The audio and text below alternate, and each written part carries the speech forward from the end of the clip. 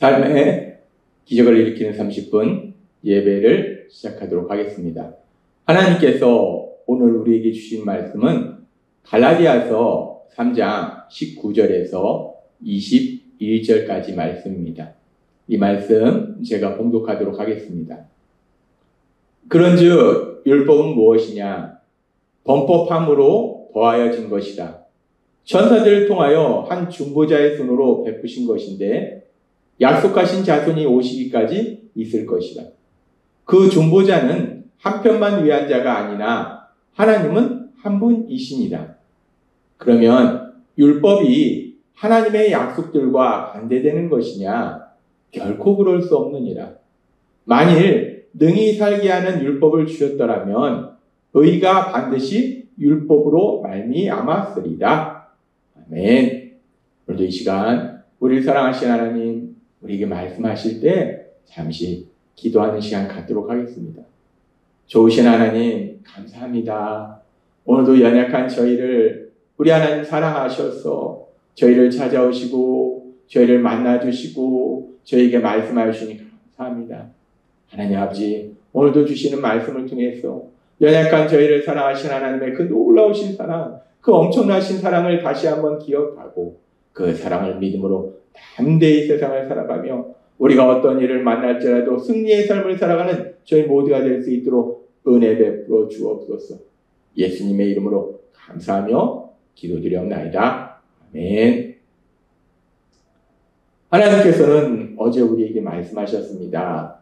우리가 죄에서 자유함을 누리고 우리 안에 성령 하나님을 보내주셔서 우리 하나님과 사랑의 관계 속에 살아가면서 하나님께서 주시는 현실의 복과 영적인 모든 복들을 마음껏 누릴 수 있도록 우리가 살아갈 수 있는 것이 우리 자신의 힘과 노력으로 하나님이 주신 그 율법의 말씀을 지키기 때문에 우리가 그렇게 의롭고 훌륭하고 선하기 때문에 그런 복을 누리는 것이 아니라 하나님께서 은혜로 약속을 주셨고 그 약속의 말씀을 지키심으로 인해서 약속을 반드시 이루심으로 인해서 우리가 결국은 그 놀라운 복을 누리게 되었다라고 말씀하셨다는 거예요.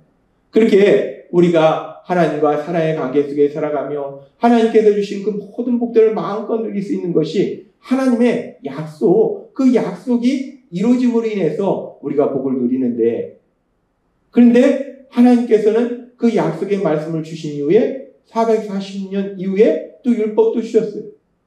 그러면은 우리가 여기서 우리가 생각해 볼 때 하나님께서 그렇게 약속의 말씀을 통해서 약속을 이루심으로 우리가 하나님이 주신 복을 누리도록 만들어 주시는데 그런데 왜 하나님이 율법을 주신 것인가?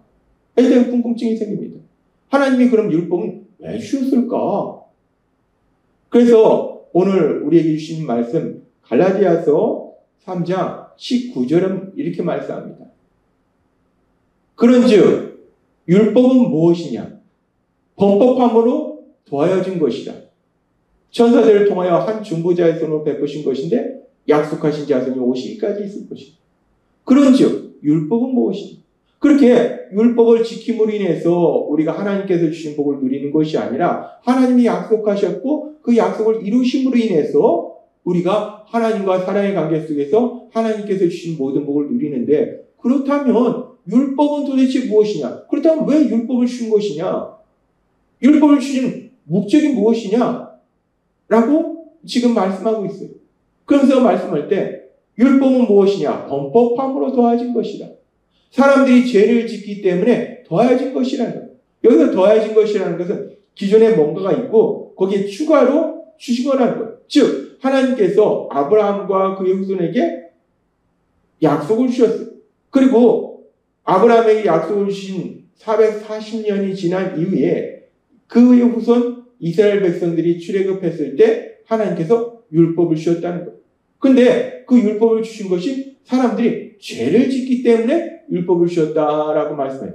아 그렇구나. 하나님께서 아브라함에게 약속하시고 440년 이후에 율법을 주셨는데 그 율법을 주신 것은 사람들이 죄를 짓기 때문에 율법을 주셨구나 라고 우리가 생각할 수 있어요. 그러면서 우리가 계속되는 말씀 속에서 우리가 그러면은 사람들이 죄를 짓기 때문에 율법을 주셨다. 죄를 짓기 때문에 율법을 주었다는 것은 무엇일까? 또 이 부분이 조금 우리가 혼란스럽습니다. 궁금합니다. 그래서 우리가 하나님께서 주신 말씀 속에서 로마서 5장 20절의 말씀을 보면 율법이 들어온 것은 범죄를 더하게 하려 함이라 라고 말씀하셨습니다. 이 율법을 주신 것이 사람들이 범죄하기 때문에 죄를 짓기 때문에 율법을 주셨는데 근데 율법이 들어왔다는 것은 하나님이 율법을 주신 것은 범죄를 더하게 한다라고 말씀합니다. 이 말씀을 우리가 자칫 오해하면은 사람들이 죄를 짓기 때문에 하나님이 율법의 말씀을 주셨어요. 근데 그 율법의 말씀들 이렇게 살아야 되고 이렇게 하면 안 되고 라는 율법의 말씀을 주셨는데 그 율법의 말씀을 주시니까 죄를 더한다. 범죄를 더한다. 사람들이 죄를 더 많이 짓게 되었다. 그러니까 하나님이 율법의 말씀을 주심으로 해서 사람들이 더 많은 죄를 짓게 되었다라고 우리가 이 말씀을 오해할 수 있어요. 근데 이 말씀은 그런 의미가 아니에요. 율법이 들어온 것은 범죄를 더하게 하려 함이라 라는 말씀이 하나님께서 율법의 말씀을 주심으로 해서 우리가 어떤 삶을 살아야 되고 어떻게 하지 말아야 되고 라는 말씀을 주심으로 인해서 사람들이 더 많이 죄를 짓게 되었다는 말씀이 아니라 이 말씀이 정확히 어떤 의미인지는 로마서 5장 13절의 말씀을 통해서 알 수 있어요. 죄가 율법 있기 전에도 세상에 있었으나 그러니까 하나님께서 율법을 주시기 전에도 우리가 어떻게 살아야 되는지 어떻게 하면 안 되는지라는 그 이스라엘 백성에게 율법의 말씀을 주시기 전에도 죄는 있었다는 거예요. 그 전에도 사람들은 죄를 지었다는 거예요. 우리가 알다시피 하나님이 율법의 말씀을 주시기 전에 창세기에도 아담과 하와는 죄를 졌고 가인은 죄를 졌고 그렇게 사람들은 죄를 지었다는 거예요. 그렇게 죄를 지어서 노아의 홍수가 있었잖아요. 노아 시대에 홍수가 있었잖아요. 그렇게 사람들은 죄를 지었다는 거예요. 하나님이 율법의 말씀을 주시기 전에도 사람들은 죄를 지었다. 율법이 있기 전에도 죄는 세상에 있었다. 그런데 중요한 게 있어요. 율법이 없었을 때에는 죄를 죄로 여기지 아니하야 됩니다. 하나님이 율법의 말씀을 주시기 전에도 사람들은 죄를 지었다는 거예요. 그렇게 죄를 지었는데 그런데 율법의 말씀이 있기 전에는 그게 죄라고 생각하지도 않고 죄로 깨달아지지도 않았다는 거예요. 그래서 하나님이 율법을 주셨다는 거예요. 그래서 율법에 주신 하나님께서 우리에게 사람들에게 율법을 주신 목적이 무엇인가에 대해서 하나님은 분명히 말씀할 때 로마서 3장 20절은 아주 중요한 말씀하십니다. 로마서 3장 20절에 이렇게 말씀합니다. 그러므로 율법의 행위로 그 앞에 의롭다 하심을 얻을 육체가 없나니 우리가 하나님의 말씀을 지키는 삶을 통해서 의롭다함을 받을 사람이 아무도 없다는 거예요. 율법으로는 죄를 깨달음입니다. 율법으로는 죄를 깨달음이라. 하나님께서 율법을 주신 것은 율법을 주시기 전에도 사람들이 죄를 졌는데 그런데 사람들이 그것이 죄인지를 모르고 깨닫지도 못하고 죄로 인정하지도 않더라는 거예요. 그렇게 악한 삶을 살더라는 거예요. 그렇기 때문에 하나님이 분명한 기준인 율법의 말씀을 주셔서 이게 죄구나 라고 죄를 깨달을 수 있도록 도와주셨다는 거예요. 하나님은 오늘 우리에게 말씀합니다. 하나님께서 사람들에게 율법을 주신 이유가 무엇인가? 목적이 무엇인가? 어제도 말씀해 주셨다시피 우리가 죄에서 자유함을 얻어서 이제 성령 하나님이 함께 하심으로 인해서 하나님과 사랑의 관계 속에서 하나님께서 주신 그 모든 복을 누릴 수 있는 것은 율법을 통해서 우리가 율법을 지킴으로 그런 복을 누리는 것이 아니라 하나님께서 주신 약속, 아브라함에게 주신 그 약속, 그 약속의 말씀을 이루심을 통해서 우리가 복을 누린다. 그렇게 우리가 복을 누리는 것은 약속의 말씀을 이루심을 위해서 복을 누리는 건데 그렇다면 율법은 뭐하러 주셨는가? 율법은 필요도 없는 것 같은데 라고 생각할 수 있는데 하나님이 오늘 우리에게 아주 중요한 말씀을 주시는데 하나님이 율법을 주신 목적이 무엇인가? 죄를 깨닫는다. 하나님의 말씀은 사람들이 죄를 지었음을 깨닫게 한다는 거예요. 내가 죄를 지었구나. 라는 것을 깨닫게 하시기 위해서 하나님이 율법을 주셨다라고 말씀한다는 겁니다.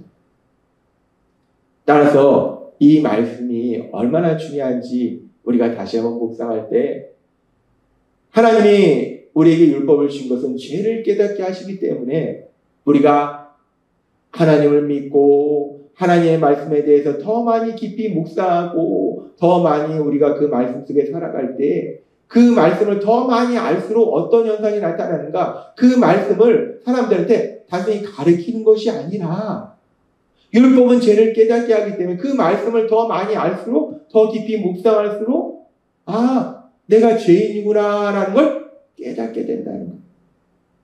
우리는 이런 모습을 믿음의 사람 바울을 통해서 볼 수 있어요.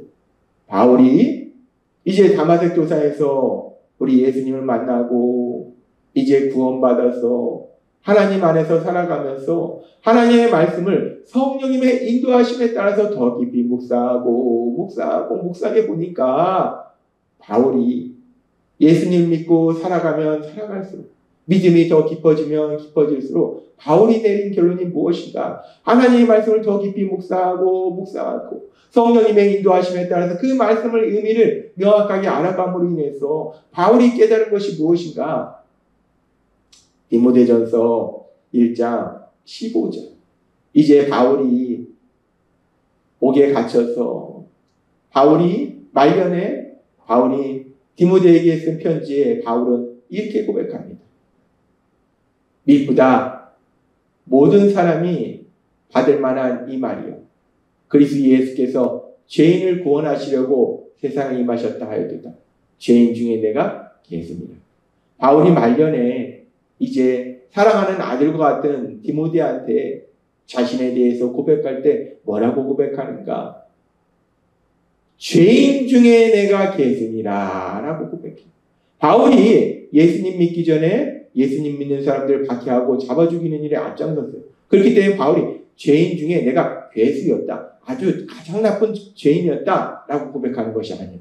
이건 지금 내가 이제 바울이 그 죄를 회개하고 이제 예수님을 믿은 이후에 정말 많은 나라를 돌아다니면서 복음을 전하고 그래서 믿음이 깊어져서 이제 그런 이후에 바울이 고백할 때 하나님의 말씀에 대해서 더 깊이 성령의 인도하심에 따라서 알아갈 때 바울이 고백할 때 그럴 때 죄인 중에 내가 가장 악한 죄인이다 라고 고백하더라고요.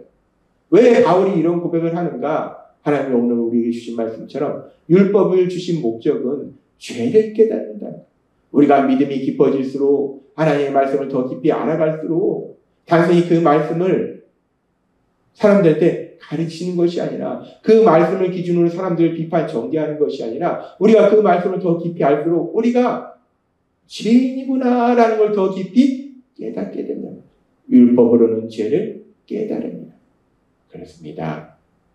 하나님께서 우리에게 율법을 주신 것은 하나님의 말씀을 주신 것은 우리는 죄를 짓고 사는데 그 율법의 말씀이 없으면 우리가 죄를 짓는다는 것도 알지 못하고 깨닫지 못하고 인정하지 못하는데 그 말씀을 통해서 우리가 죄를 짓고 있음을 깨닫게 하시고 그래서 우리 죄를 회개하도록 도와주셔서 하나님 안에서 하나님이 주신 복을 마음껏 누리도록 역사하신다는 것.